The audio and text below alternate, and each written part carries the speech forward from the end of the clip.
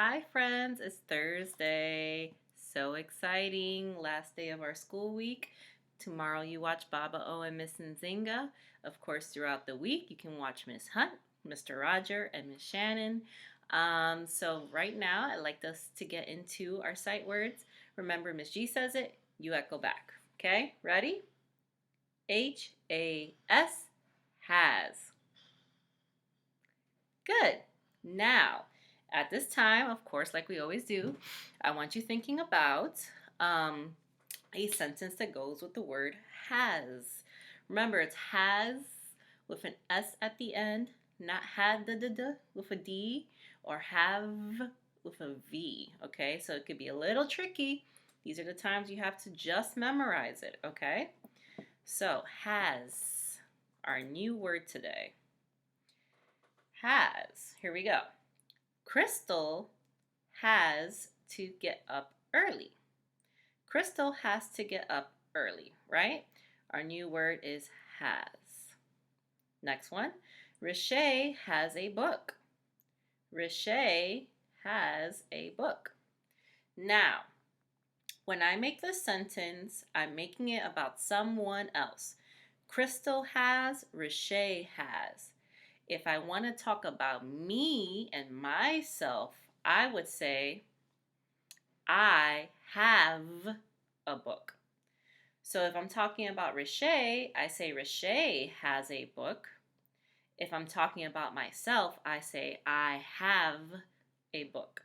So there's a difference when you use the word has and have. Also, which might get confusing sometimes, is the word had. I had a book. What does that mean? I had a book. Had means you had it before, right? You don't have it anymore.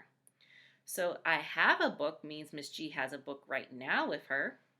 I had a book with the letter D means I don't have the book anymore with me right now, right? Riche had a book. You can say the same thing about someone else. Riche had a book. She doesn't have the book anymore. So when you end it with a D, that means the person doesn't have it anymore, right? If I'm talking about myself and I start with an I use have.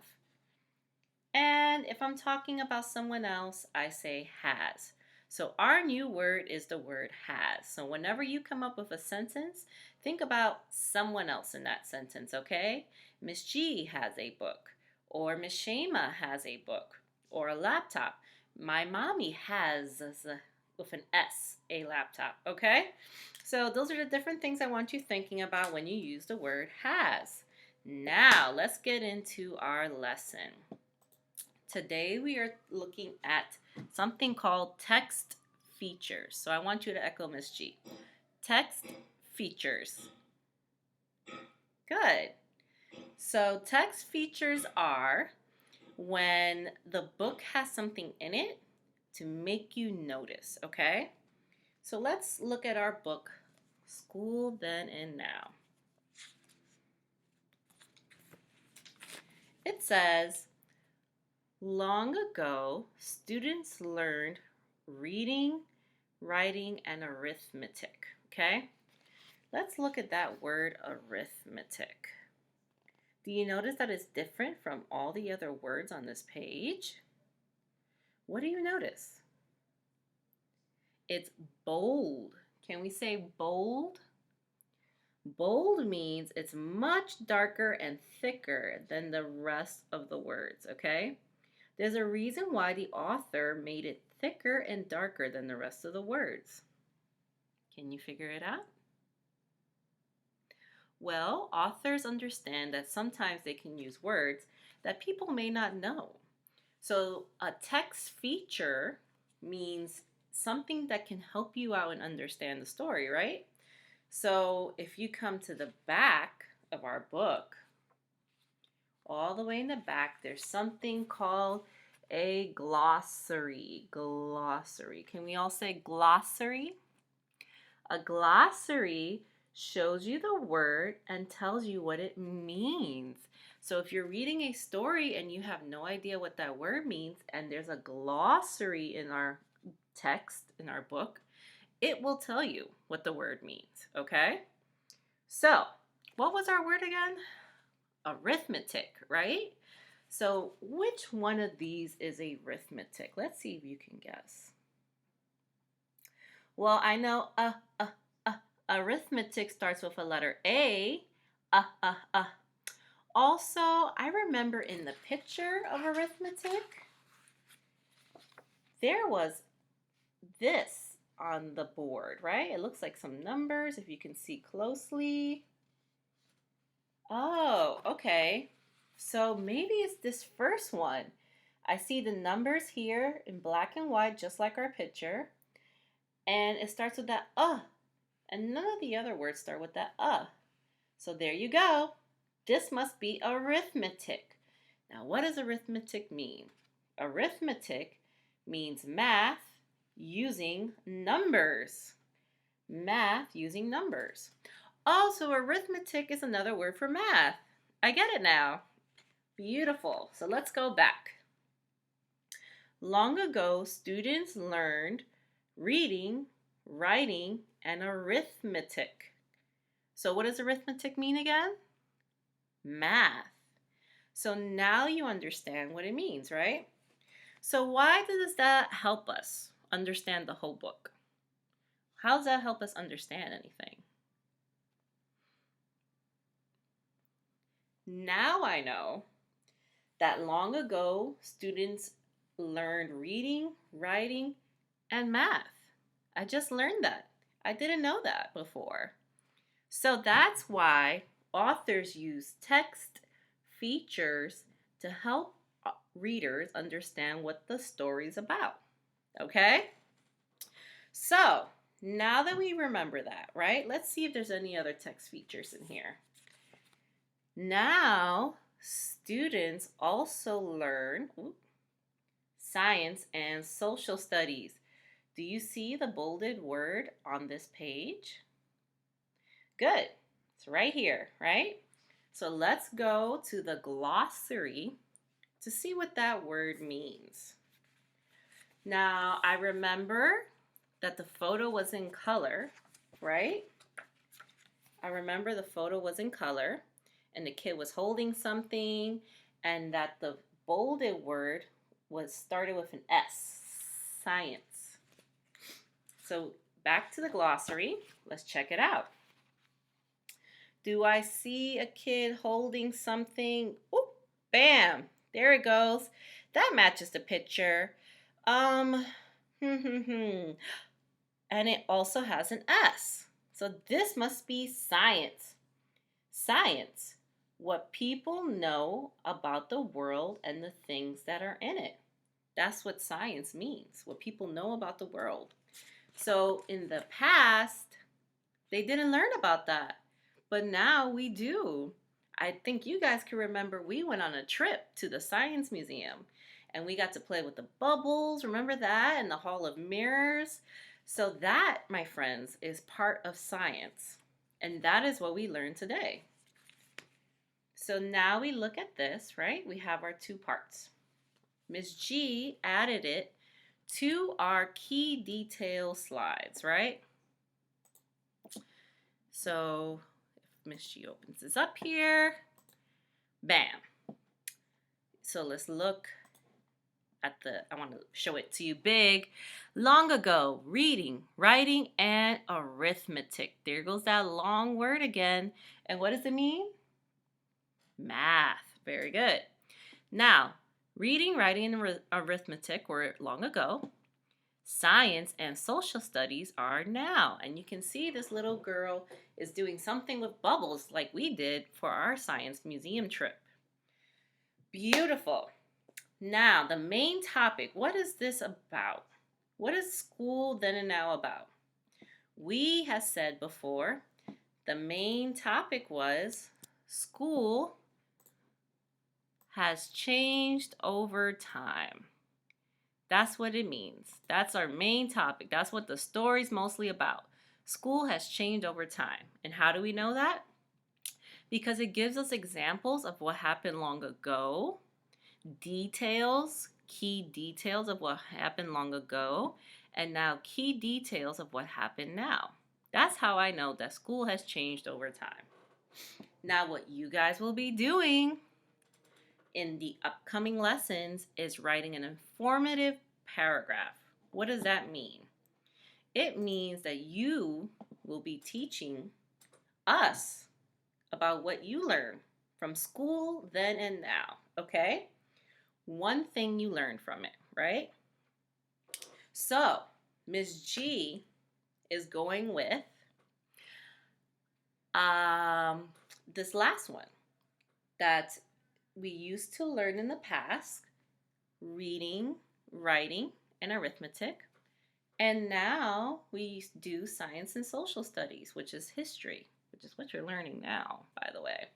So, bam, those are the two things that Miss G wants to write about. At this time, I want you guys to pick something different, okay?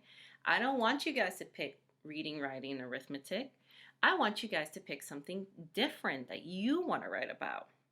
And if you're like, Miss G, I don't remember the different parts of that story, that's okay. That's why Miss G has our detailed chart. So the different things you can pick from, excuse me, are long ago, children walked to school. Now they take buses. Long ago, students had one room. Now there's lots of rooms. Can you guess this one? Students, long ago, had different ages in a class. Now we're the same age in class. Long ago, students wrote on slates. So you can tell from this picture, slates were chalkboards, and students used to write on that. They didn't write with pencils and notebooks. Now they write in notebooks.